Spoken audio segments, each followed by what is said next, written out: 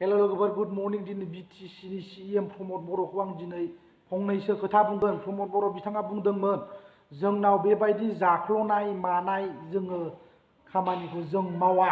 दिनैनो रोखा अबियासलि दिनै भिभिडलि प्रमद बर' नोंथां ससियेल मिडियायाव नोङो क्रिटिसाइज खालामजाबाय मानसिफोरजों। दिनै नोंथांनि गथ'फोरनो थाखो 1निफ्राय थाखो 8सिम बेग डिस्ट्रिबिउसन खालामनाया दिनै नोंथांनि बेगा जिबाय, सेना जिबाय गावबाय, नोंथांनि 650 थाखानि बेगा दानो जिबाय। आंना 700थ' नंबावा 450नि बेगानो 2 बोसोर जाबाय। आङो जेरावखि थाङा इउज खालामबाय थायो। प्रमद बर' लाजिनांगौ, नोंनाथ' दामिसिनबाव 650। दिनै गथ'फोरनि बेगा मानो जिखो? लाजिनांगौ नोङो। बावनो नंखाय बेगावनो नोङो जुदि अल बिटिसिआव 23 कौटिनिबो बांसिन जुदि नोङो थाखा बाहायोब्ला आरो बेलेग खामानियावथ' माबायदि बाहायबावगोनथाय प्रमद बर'? अब्ला नोङो बर' हारिनि मा जौगानायनि खामानि मावनो नोंलाय प्रमद बर'? जाजोब लोंजोब सिरि था, दा बुं फाउन्डेसन खालामनाय अबावबा इस्टाब्लिस खालामगोन, हाया जिरायनानै था, उन्दुनानै था, अमा बेदर जा, दाउ बिखा जा, उन्दुनानै सिरि था प्रमद बर', बुजिबाय?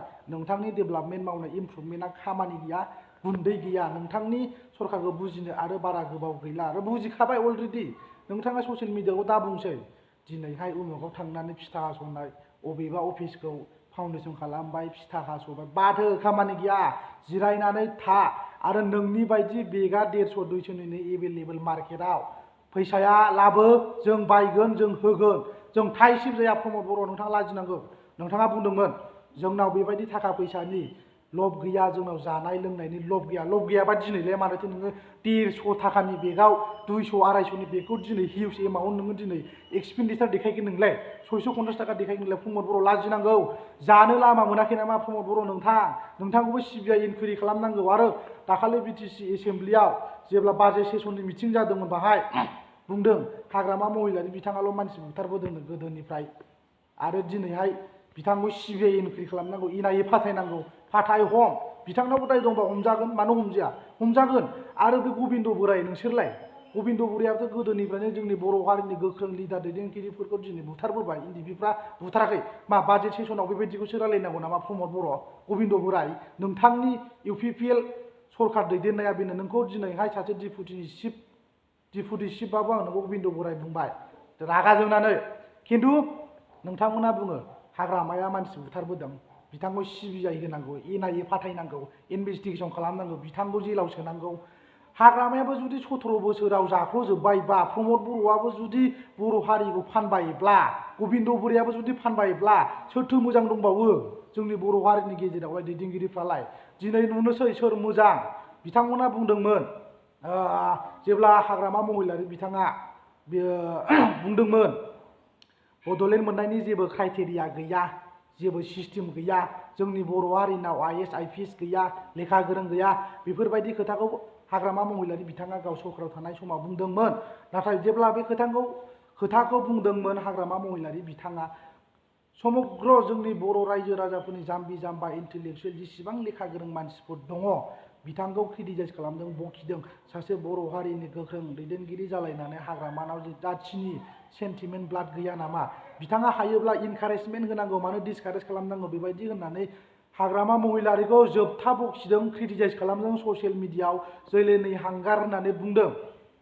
एनिवे लोगोफोर, आरो आं मोनसे एबार प्रमद बर'नि बारै बुंगोन। आरो प्रमद बर'आ बर' हारिफोरखौ लानानै बड'लेण्ड मुभमेन्ट खालामबोदों। जोंनि जाम्बा जाम्बि लेखा गोरों हालुवा जेसेबां दं अल बिटिसिआव बड'लेण्ड मुभमेन्ट होनोब्ला बयनिबो थैया जावरिखाङो, फाग्ला जायो, बोराय बेन्थ' बड'लेण्डनि थाखाय जोंनो नांगौ, सानसे जोंनो बड'लेण्डखौ मोनगोन, उइ वान बड'लेण्ड, न' बड'लेण्ड, न' रेस्ट, बेफोरबायदिखौ लानानै प्रमद बर'आ मुभमेन्ट खालामबाय थादोंमोन आबसु प्रेसिडेन्टशिप जानानै। नाथाय प्रमद बर'आ क्राइटेरिया दं, बड'लेण्ड मोननायनि क्राइटेरिया दं होननानै बिथाङा बुंबोबाय थानानै मुभमेन्ट खालामबाय थादों। जोंनि जाम्बा जाम्बि बर' हारिनि लेखा गोरों जेसेबां दं क्राइटेरिया दं होननानै बिथाङा मुभमेन्ट खालामबाय थादों। जोंबो सापर्ट खालामदों, गोबां बर' आइजो लाइमोनफोर, बोराय बेन्थ' गासिबो सापर्ट खालामदोंमोन। नाथाय प्रमद बर'नि क्राइटेरियाबो बबाव थांगोन दिनै? प्रमद बर'आनो ग्रेटेस्ट लायार, थगायसुला, फोथाय खेबस'। प्रमद बर'आ गावखौ बुङो बे सासे कनस्ट्राक्टिभनो, हाग्रामा महिला डिस्ट्राक्टिभ, अब्ला सोरथो? प्रमद बर'आसो डिस्ट्राक्टिभ गाइस, बुजिबाय लोगोफोर? प्रमद बर'नि क्राइटेरिया दिनै बबाव गोमाखो? प्रमद बर'नि थाखाय बेनो लास्ट गल्डेन चान्सखामोन बिटिसिनि सिएम जानायनि।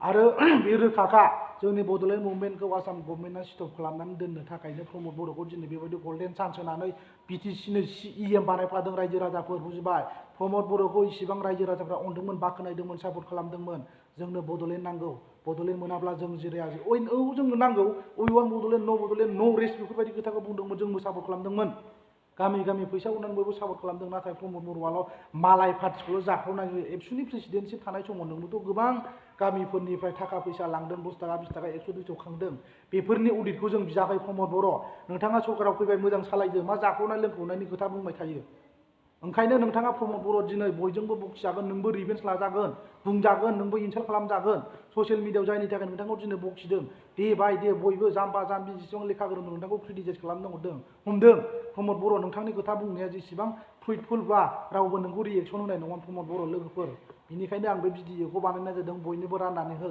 भिडिअखौ जोबजासिम मोनसे टपिक्सनि सायाव रायलायगोन बिटिआरनि CM प्रमद बर' बिथाङा बुङो रायजोफोर मालायखौ BPF सरकारखौ जाख्ल'जोब्बाय होननानै बुंदों दिनै बिथाङा गथ'फोरनि क्लास थाखोसेनिफ्राय थाखो 8सिम बेग राननाया 621 थाखानिफ्राय 665 सिम 23 क'रलनिबो बांसिन 23 कौटिनिबो बांसिन प्रमद बर'आ दिनै बे बेग बायनायाव साप्लाइ खालामनायाव दिनै फैसाखौ हिउज एमाउन्ट दिनै स्पेन्ड खालामबाय बाहायबाय दिनै अब्ला बे बिथाङा लाजिनांगौ आरो बिथांनि बेग होनाया 150 200निनो मोनो बाजाराव लाजिनांगौ प्रमद बर' लाबो थाखाया बायना होगोनांगौ खयथा बेग नांगौ खय लाख बेग नांगौ राननानै होगोनाङो फैसाया लाबो बायना होना नोंथाङा थाखा जानो लामा मोनाखैब्ला मोनाखै बेबायदि लासिं सिं मुगैथाव केलेंकारि खालामनाङा प्रमद बर' नोंथांखौबो CBI इनकुइरि खालामहोगोन नोंथाङा दिनै नंखाय बेगावनो 650 बेबायदि दाम बुंफ्लानानै बा बाजेट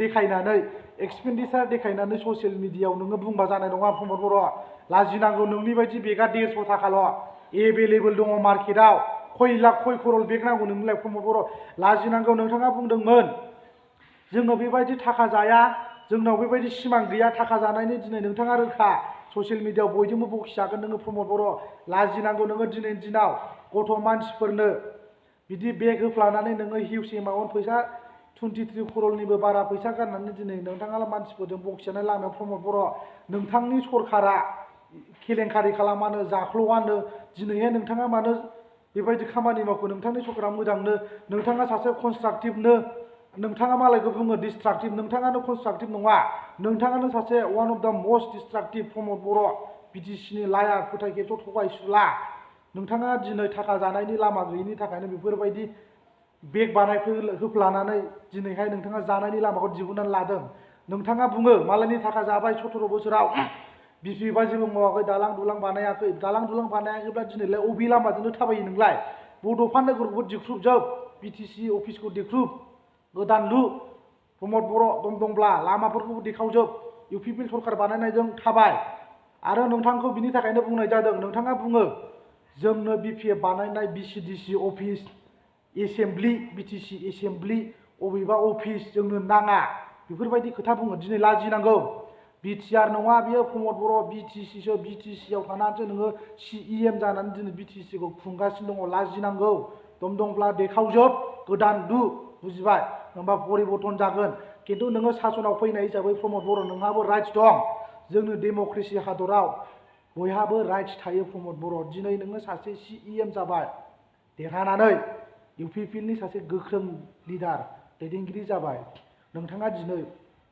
BPF सरकार लुनाय बा जिखुनु पार्टियानो लुनायानो जाया मानो नोंथाङा दिनै सरकाराव फैनाय हिसाबै CEM जानानै नोंथाङा दिनै बे सासन खालामनो हायो BTCनि CEM जानानै नोंथाङा दिनै सोरनिबा लुखानाय गोजाम न' बा BCDC office BTC office secretary office जिखुनु एभ्रिथिं नोङो थानो हायो प्रमद बर' खिन्थु बे खोथाखौ नोंनि थाखायसो बुंनाय जादों प्रमद बर' नोंथाङा बुंदोंमोन जोंनो रावनिबो अफिस बानायनाय BCDC जों नाङा आरो नोंथांमोना बुंदों लाजिनांगौ BCDC अफिस थाया होननाया दिनैहायलाय मानोथो थाखो सिफायदो BCDCआ लाजिनांगौ दिनै नोंसोरो प्रमद बर' नोंथाङा थाखाखौ जानानै लाखादो आरो ससियेल मिडियायाव दाबुंसै खामानि मावगोन बर' हारिनि जौगानायनि गथ' लाइमोनफोरनि थाखाय जोङो सोलोंथाइनि थाखाय गोख्रों खामानि मावनो थिरांथा लागासिनो दं होनना बुंदों अबे फाग्ला बे बेगा माबा लायो नामा 650 लायो नामा 150निनो एभेलेबेल 200निनो अटिनोथ' 200 लागोन बे 250 होमबा बेसेबां थाखा नोङो माइनास खालामनो सानदो 23 crore बांसिन नोंथाङा जुदि बावनो गारोब्ला नोंथाङा 5 बोसोरावलाय माथो बर' हारिनि डेभेलपनि खामानि मावगोन आरो टेक्टारालाय माथो रानगोन लोगोफोर आरो जायफोर बिथांमोना भिडिअखौ नायनानै मटिभेट जादों मोजां मोनदों भिडिअखौ बयनोबो राननानै हो शेयार खालाम जाहाथे बयबो मोनो प्रमद बर'खौ लाजि फोनांनांगौ लोगोफोर एनिवे थेंक इउ